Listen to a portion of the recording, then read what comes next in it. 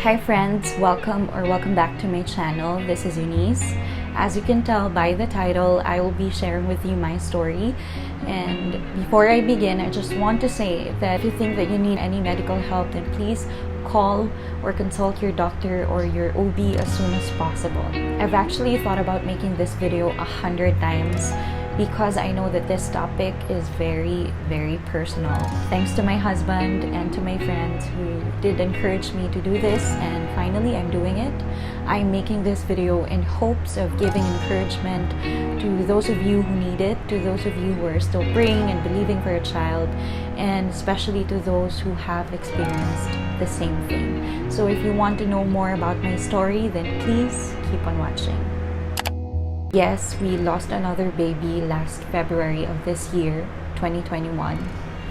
Another baby because our first miscarriage was in 2017 before I got pregnant with my baby now, or with my daughter, Eunice. Susubukan kong mabigyan kayo ng context kung ano yung mga nangyari and kung ano yung mga bagay na natutunan din namin bilang mag-asawa for the past 2 months after nung huling miscarriage.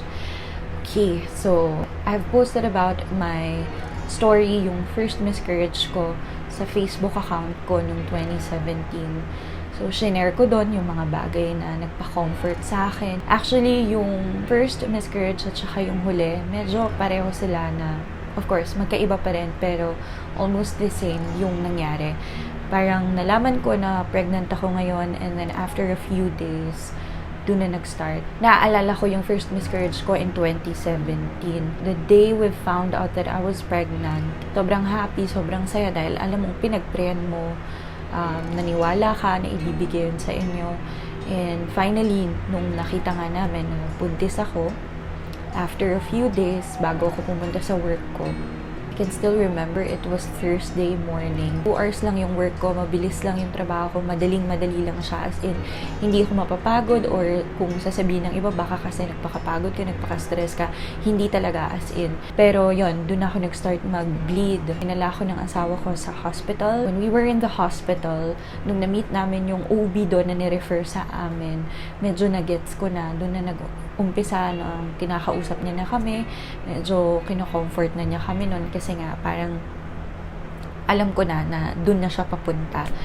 Pero in-advise pa rin ni OB na magpa-test pa rin kami, magpa-blood test to check kung kamusta yung HCG level. So we took that blood test, and while we were waiting dun sa hospital na yon, naalala ko din na nasa cafeteria kami dun. Sobrang painful na nung nararamdaman ko. Feeling mo talagang merong lalabas. Noon, ang description ko lang dun sa pain na yun, para siyang mas masakit sa dysmenorrhea. But now, syempre, nung naranasan ko ng mga anak mag-labor, madedescribe ko siya na para ka din talagang nagli-labor. Nang tanda ko yun, sabi ko sa asawa ko na dalhin niya na ako sa CR. So, nag-CR ako. And naaalala ko din, I wasn't just crying. I was actually wailing. I was wailing. Kasi halo, yung pain na nafe-feel ko nung moment na yun, both na physical pain, masakit talaga, and also emotional. Nagpipray ako sa utak ko, pero hindi ko kayang i-utter yung mga prayers ko ng time na yun. Nung naramdaman ko na merong yun, yung masakit na yun, na-feel ko na merong lumabas. Iba na yung iyak ko. Pumasok na siya. Tapos sabi ko lang dun sa asawa ko habang umiiyak ako, wala na.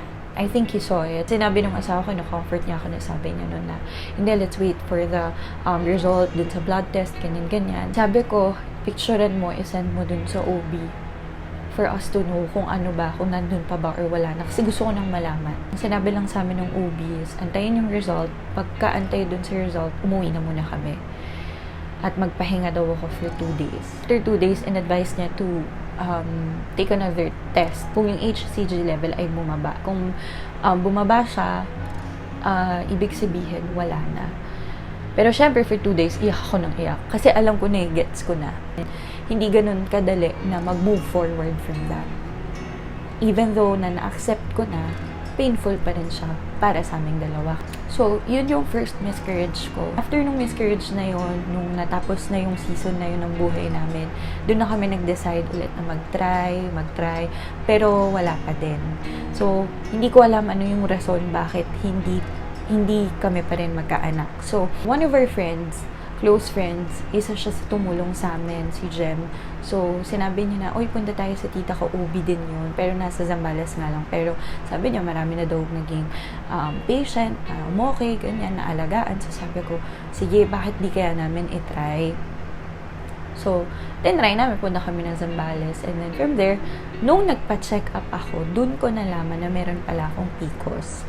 So, kung hindi pala ako nagpa-check up, kung hindi kami sumama dun sa friend ko na yun, hindi namin malalaman kung ano yung problema. Kaya isa din yun sa natutunan namin na kailangan talagang pumunta rin sa doktor. Willing kami gawin ni Christian kung ano yung mga dapat pagdaanan para magkaroon ng baby. And yun. So, dun ko nalaman. Kaya, importante, kahit single ka, kahit wala ka pang anak ngayon, importante na mag-visit ka ng doctor. Ito yung part na kailangan natin gawin. Praying is really important. Having faith in God is really important. But also, even if you have faith, pero hindi naman namin ginawa yung effort na pagpunta sa doktor, hindi ko malalaman yung totoong condition kung bakit pala ako delayed ever since. Kasi never ko pang na-experience na maging normal yung period. Naman ko na meron akong PCOS pala sa left ovary ko. Tapos yung OB na yun, tinulungan niya kami, na-explain niya kung ano yung kalagayan ko, nagbigay siya ng mga vitamins. So, hindi ko nasasabihin dito kasi hindi naman ako doktor. Maganda na kung ano yung prescribe kapag kayo yung nagpa-check up, yun yung sundin nyo kasi magkakaiba po tayo. Sinunod namin yung mga in-advise niya. And then, dun ako nagkaroon ng baby. I'm not saying na dun lang sa gamot kaya kami nagkaanak, no? Siyempre, si Lord pa rin talaga nag-bless. Yun din yung isa sa mga nagustuhan ko na sinabi nung both OB, yung unang OB, itong OB na binisita namin. Pareho sila nang sinasabi na eto, tutulungan namin kayo, pero at the end of the day, si Lord pa rin talaga. Na we have to believe na siya pa rin talaga yung magbe-bless. Alam nyo, dun ko napatunayan na having a child is also a miracle. Na hindi siya yung pag gusto mo na, mangyayari na siya or ibibigay na siya sa'yo. Akala ko kasi dati kapag tinry na namin or pag gusto na namin is makukuha na namin siya agad. So, ang dami din namin pinagdaanan ni Christian na buwan-buwang frustration, buwan-buwan na iyak. And yun nga, nabuntis ako kay Katri Eunice. Last 2019, sabi namin, 2 years old na si Katri Eunice. Ready na kami na sundan, ready na kami, hindi lang para lang magkaroon lang siya ng kapatid, pero gusto din talaga namin, kaming mag-asawa. Itong year, January, nalaman ko na pregnant na po ako. Then February, nagkaroon na ulit ako ng miscarriage. So, syempre, marami ka na namang tanong kapag nagdadaan ka sa ganong sitwasyon, ang lakas ng feeling na mag-isa ka, ang lakas ng feeling na yung emotion na parang wala kang kasama, na ikaw lang yung nagdadaan kasi nga physically ikaw lang yung nagdala. Hindi ko po dinidiscount yung nararamdaman ng asawa ko, hindi ko dinidiscount yung nararamdaman ng mga pamilya kong kalungkutan nung nalaman nila na miscarriage ako, pero iba lang din talaga yung impact kapag ikaw mismo yung naka-experience, na ikaw yung nanay na nagdaan talaga doon. Alaman namin nga na pregnant kami nung itong taon. Syempre, ang saya na naman namin. Pero nung nawala, grabe din talaga yung sakit. Yun, ang in-advise lang sa amin ng OB namin is to wait for 2 months para kung gusto daw namin ulit na i-try. So, magpahinga lang daw muna kami for 2 months. Pero maigi daw sana if pumunta muna kami ulit sa kanya para magpa-check ng kung ano ulit, kung para lang makita niya kung ano yung kondisyon ko. Mahirap. You know, nagkaroon ako ng nightmares 2 beses. And nag-flashback din talaga yung sakit na na-feel ko nung una. Heartaches, frustrations, they are real. And di ko na masyadong i-detail tong huli. Siyempre, recent lang siyang nangyari, bago lang siyang nangyari, na I do really hope and pray na huli na. Marami din kami natutunan bilang mag-asawa. Marami din kaming mga bagay na sobrang pinagpapasalamat pa rin sa kabila ng mga nangyari. Siguro, isa din sa nakagaan sa amin nung panahon na yon or naka-comfort sa amin. Nandito kasi yung parents ko sa bahay namin. Pinapunta namin sila dito. Nung una kasing miscarriage, 2 lang kami ni Christian dito sa bahay noon. Sobrang lungkot nung atmosphere. Nung time na nandito yung parents ko, comfort nila kami din. Kaya kahit papaano, yung pain, alam mo yun, mas gumaan-gaan siya. But going through miscarriage is different for every person. It's different for everyone. Marami din akong mga narinig na stories na ganito. To this day, I still have questions left unanswered. Minsan sa mga katanungan mo sa sarili mo, pwede siyang mag-lead pa to blame yourself. Daming worries, fear, questions na pwedeng maranasan yung isang nanay. I guess kagaya nung paulit-ulit kong sinasabi na yung miscarriage ay both emotional and physical pain. Hindi lang siya masakit physically but even emotionally. You will be affected even mentally, even spiritually. If ikaw na-experience mo rin yung miscarriage or dumating ka sa point na sinisisi mo yung sarili mo, baka hindi mo siya naprotektahan ng maayos. Sometimes other people would make us feel that way, like their comments, minsan coming from good intentions, pero the way na sinabi nila minsan masakit, no, sa part natin. I just pray for God's comfort, and kung may mga tao mang nagparamdam sa atin, no, also pray for forgiveness and for healing sa puso mo. Pag nagdadaan ka kasi sa loss, dun sa ganitong klase ng sitwasyon, masakit eh. Just pray na heal talaga ni God completely yung nararamdaman natin. Siguro, ito yung mga bagay na gusto kong i-share sa inyo na sobrang nakatulong din sa aming mag-asawa. Una, yung we took time to grieve, we took time to rest.